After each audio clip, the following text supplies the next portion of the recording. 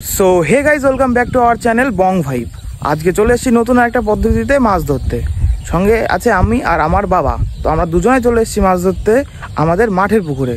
বিষয়টা হচ্ছে পুকুরের জল ওভারলোড হয়ে গেছে, এবার সেই জলটা ছেড়ে দেওয়া হচ্ছে জমিতে।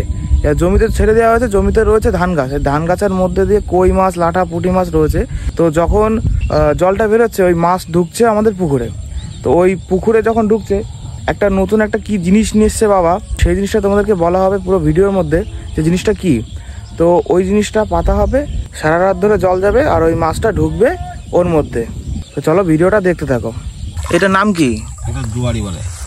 দোয়ারি মাছ পড়বে তো? দেখা যাক কি হয়। দেখা যাক। বাবা আজকে নতুন একটা জিনিস নিয়ে এসছে, এর নাম হচ্ছে দোয়ারি।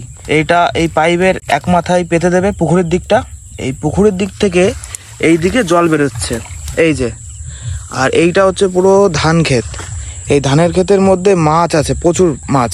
তো এখন এই পুকুরের থেকে জল বেরোচ্ছে এই পাইপ দিয়ে, এই যে এই পাইপ দিয়ে জল বেরোচ্ছে। আর ওই দোয়ারিটা বাবা এখানে পেতে দিচ্ছে। যখন সারা রাত ধরে জল যাবে আর এই ধানের ক্ষেতের মধ্যে যা মাছ আছে সেই মাছটা এই পাইপ দিয়ে পুকুরে যাওয়ার চেষ্টা করবে। আর যখন পুকুরে যাওয়ার চেষ্টা করবে তখন এই মাছটা দোয়ারির মধ্যে বেঁধে যাবে। তো সেই জিনিসটা বাবা এখন পেতে দিচ্ছে এখানে। দেখো কিভাবে পাচ্ছে জিনিসটাকে। আমি তো একটা সাপ দেখেছিলাম, ছোট সাপ। চলে গেছে, বাইরে বেড়ে গেছে। হবে ধুরা সাপ টাপ ছিল, বেশ পাটখাটি। এই যে এইগুলো দেবো। সো গাইস দেখো এর মধ্যে জেঠু পুকুরে মাছ ধরছিল, দেখো কত সুন্দর একটা তেলাপিয়া মাছ ধরেছে। বসি গিলে বললো নাকি, দারুণ সাইজের মাছ। কটা হয়েছে মাছ? আগে একটা হয়েছে, বেশ বড় মাছ। দেখো মাছটা কত বড়।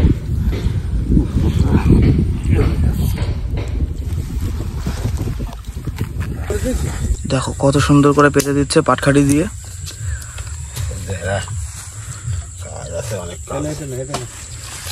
এখানে কিছু ঘাসের প্রয়োজন, তার জন্য জেঠু ওখানে গেছে কিছু ঘাস আনতে।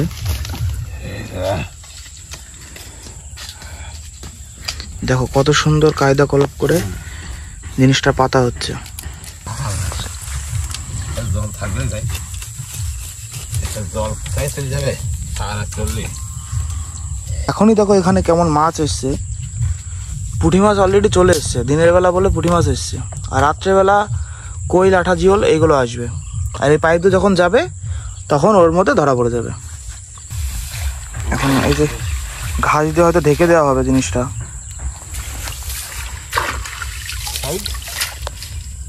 বৃষ্টি মনে হচ্ছে আবার আসবে।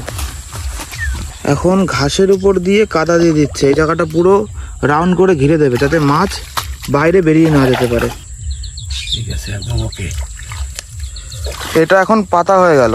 তো বাবা কখন আসবে এটা তুলতে? সকালে সকালে, একদম ফার্স্ট সকালে? খুব সকালে, একদম খুব সকালে আসবো, এসে এটা তুলতে আসবো। যেটা ঠিক এরকম করে দিচ্ছে গর্ত করে, তা এর মধ্যে তো মাছও লাফিয়ে পড়তে পারে, তাই না? করতে পারে। সো গাইজ এই যে যেই সুন্দর একটা মানে গর্ত টাইপের করে দিল, এই মাছ যখন আসবে এর মধ্যে কয়েকটা মাছ পড়তে পারে। তো সেটাও তোমাদেরকে দেখাবো কালকে। লাফি বলা হয়। মাছ যখন আসবে কিছু মাছ এখানে এসে জড়ো হয়ে যাবে, সেই মাছ কিছু মাছ লাফালাফি করবে, লাফিয়ে পড়বে এর মধ্যে, ওই জন্য হয়তো একে বলা হয় লাফি। তো এটা খুব ফাস্ট সকালে আসবো, এসে আমার বাবা আসবো, এসে দেখবো কেমন কি মাছ পড়ে। তো সেটাই তোমাদের মধ্যে শেয়ার করব। তো ভিডিওটা দেখতে থাকো। সো গাইজ এখন বাজে সকাল 5টা আর আমি আর বাবা চলে এসেছি সেই দোয়ারি তুলতে। তোমাদেরকে দেখাই কি কি মাছ হয়েছে, চলো দেখো। একদম ভোরের মাঠ, দেখো ওই দেখো চাঁদ, কত সুন্দর শিশির পড়েছে ধানের উপরে।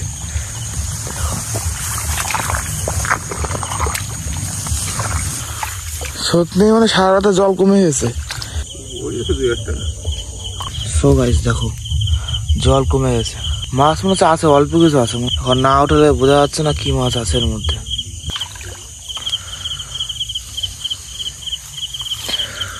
কিছু পুঁটি মাছ তো পড়বে, কিছু পড়ুক না পড়ুক।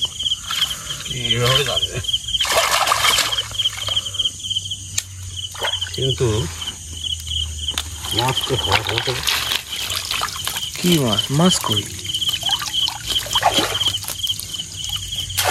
এই কটা মাছ পড়েছে?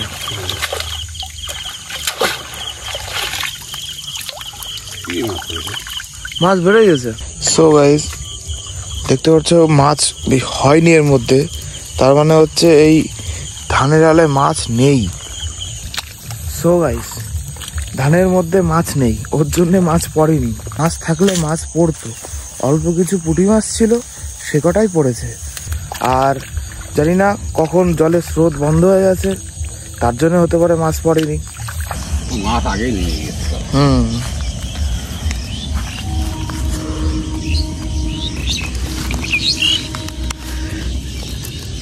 এই যে মাছ পড়েছে, মাছ সব এই মাঠ দিয়ে নেমে চলে গেছে নিচে মাঠে। নিচে মাঠে অনেক জল, তোমাদেরকে তো আগে দেখিয়েছি নিচে মাঠে জাল পেতে, তো সব মাছ এখান দিয়ে নেমে চলে গেছে নিচে মাঠে।